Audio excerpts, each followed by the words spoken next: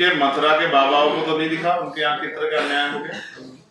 बघेल साहब या वासुदेव बघेल की हत्या कर दी गई और गोली चला दी गई जहां हमारे गाड़ियों पथरा हुआ उस क्षेत्र में, और उन बच्चों के साथ क्या हुआ। कोई बाबा निकल के आया क्या आगे? देखा आपने किसी बाबा ने आगे कहा समझाया अपने भक्तों को, या वहां गए हो कि भाई मैं आपके लिए खड़ा हूं? तो इन बाबाओं के चक्कर में जितना हम लोग पड़े, एक बाबा ने तो कह दिया कि मोक्ष मिल जाएगा मरने वालों को, इस तरह का अपमान। तो इनके चक्कर में ज्यादा पढ़ोगे तो वही मिलता रहेगा जो आजादी से पहले मिलता। पढ़ो लिखो और आगे बढ़ो।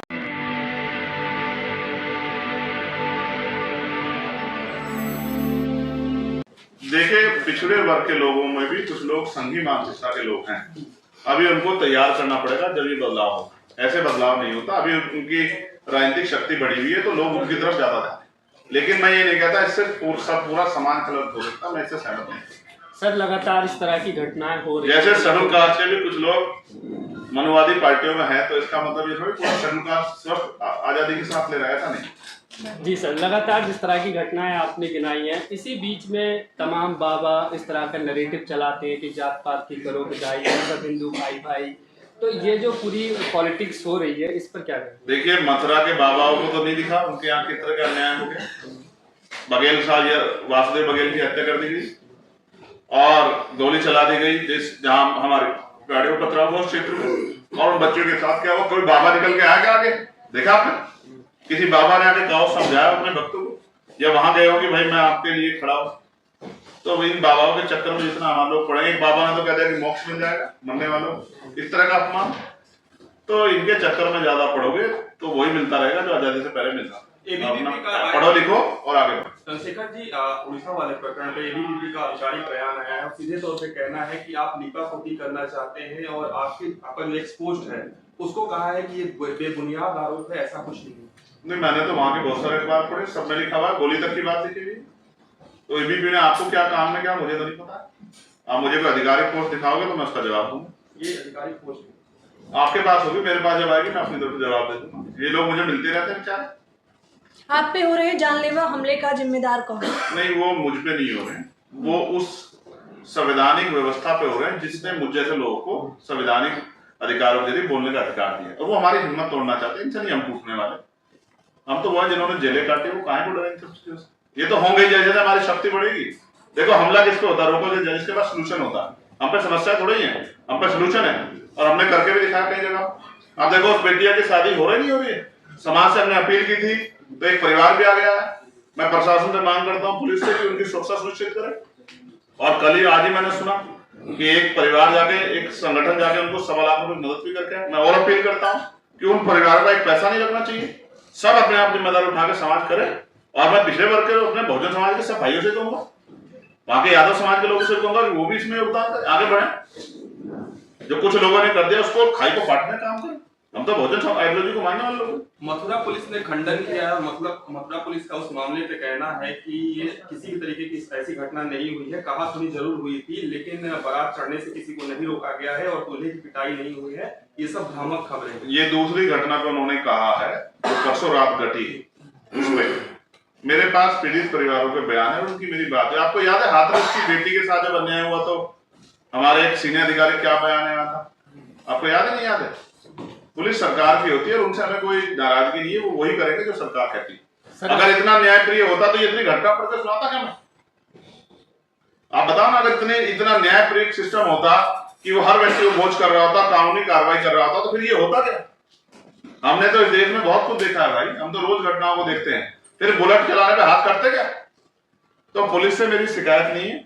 नाराजगी उस दिन इस बात की थी कि अगर पुलिस के रहते हमले हो रहे हैं तो फिर पुलिस के लिए चिंता है। आप ये भी जानो कि पुलिस हमसे कह रही है इस रास्ते से मत जाओ, यानी कि उनको भी विश्वास है कि इस रास्ते जाके नुकसान हो सकता है। सर, जैसे कि एक पॉलिटिकल सवाल है कि बसपा प्रमुख मायावती ने पहले आकाश के ससुर को हटाया, फिर आकाश को दायित्व से मुक्त किया, अब अपने भाई को जो नेशनल कोऑर्डिनेटर आनंद कुमार को बनाया था उनको भी पद से मुक्त कर दिया है नेशनल कोऑर्डिनेटर के पद से। क्या कहेंगे इससे आप? भाई, आप फिर मुझसे कहोगे कि यार मैं उनके खिलाफ उस तरह की बातें, मैं तो बोलता ही नहीं। मैं तो मना करता हूँ कि भाई ठीक है, मगर वो हमारे आदरणीय नेता है। अब उन्होंने ये दूसरा निर्णय आप बता रहे हैं, मुझे तो नहीं पता। आज थोड़ी देर पहले कर दिया क्या? 1 घंटे पहले आई भाई बहन जी क्या करती क्या नहीं करती ये तो आप और मैं जान ही नहीं सकते। चंद्रशेखर भाई वो बड़ी नेता है, उनके देखो उनके कार्यों पे या उनके जो उन्होंने हस्तक्षेप करना मेरा काम नहीं है, लेकिन आप ये सोचो आज के समय में जहां एक एक नेता बड़ी मुश्किल तैयार होता है वहां इस तरह की लाइन लगाना कोई जुड़ रहा है उनकी पार्टी से? देखा आपने? कोई एक भर्ती दिखा दो कोई मजबूत आदमी जुड़ा और जो है उसको भी निकाल रहे तो रास्ता क्लियर कर रहे हैं। ये अभी लड़ाई वो तो कह रहे हैं कि आजाद समाज पार्टी को लड़नी है लड़ाई, वो मोड़ मैदान में है, हम लोग मैदान में हैं। तो मैं तो धन्यवाद दूंगा बहन जी का जो निर्णय है वो अपने आप सोच के लिया, अपनी पार्टी को सोच के लिया। हम तो बहन जी के निर्णय के उनके सम्मान के साथ खड़े। सर जो उनके आपके पीछे एक बहन को करे, अब देखो हम बहनों को मौका देना है। हाँ, पर अधिकार की आप बात करें कि सबको दिलाना चाहते हैं, तो हम देख रहे हैं कि बोधगया में क्या कुछ हो रहा है। तो आजाद समाज पार्टी जो है वो किस तरीके से समर्थन उनका 4 दिन पहले हमारे राष्ट्रीय अध्यक्ष जी वहां गए और उनसे कहा, क्योंकि अक्सर ऐसा होता है कि जब आंदोलन में कोई चला जाता है तो वो अपनी तरीके से आंदोलन चलाना चाहता है। हमने उनसे कहा जिस तरह आप चलाना चाहते हो, जहां आप हमारी मदद चाहते हैं, क्योंकि मुझे तो जाके वहां नहीं बैठना है, मुझे तो सड़कों पे संघर्ष करना है। मैंने तो अपने लोगों को पार्लियामेंट की तरफ चलने का, असेंबली की तरफ चलने का, तो जो भी उनका आदेश होगा हम उनके साथ।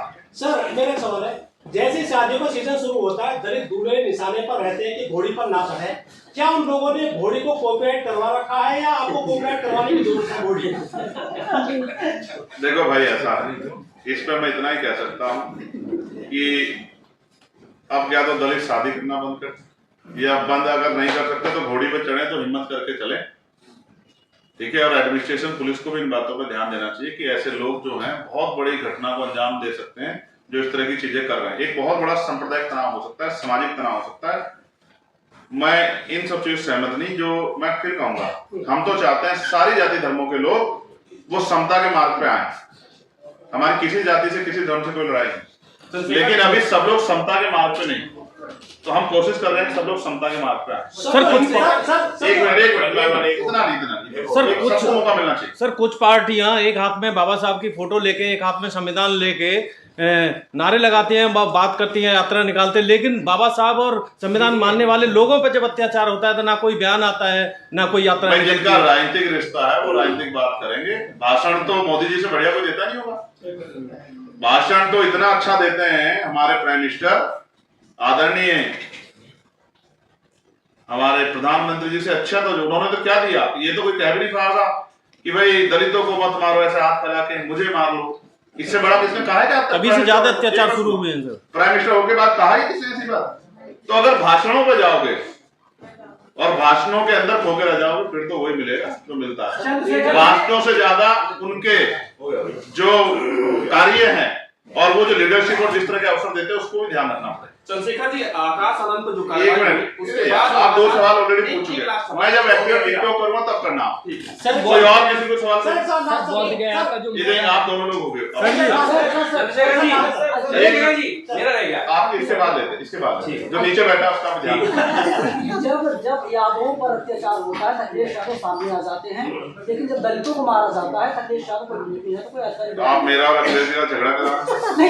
मैं आपको याद दिलाता हूँ, मैं नहीं झगड़ा करना चाहता। वो करना चाहता है कर ले। मैं आपको बस बताना चाहता हूँ, मैं कहना नहीं चाहता था। चंदौली में घटना हुई थी जिसमें एक बेटी की जान गई थी जो यादव समाज। मैं यादव समाज को बहुजन समाज का हिस्सा मानता हूँ। मैं तो अंतिम शोषित को भी बहुजन समाज का हिस्सा मानता हूँ। सामान्य जाति में भी जिन महिलाओं पे शोषण या जिन पे गरीबी है इस तरह जो परेशान है उनको भी मैं बहुजन समाज का हिस्सा मानता हूँ। मैं वहीं जाके लड़ा। मेरे बाद अखिलेश जी गए। मुझे कोई ये ना सिखाए कि कौन किस पे बोलता है कौन किस पे नहीं बोलता। जो नहीं बोलता उसको सोचना चाहिए। हम बोलते हैं और बहुजन समाज के किसी व्यक्ति पे अन्याय होगा तो हम बोले।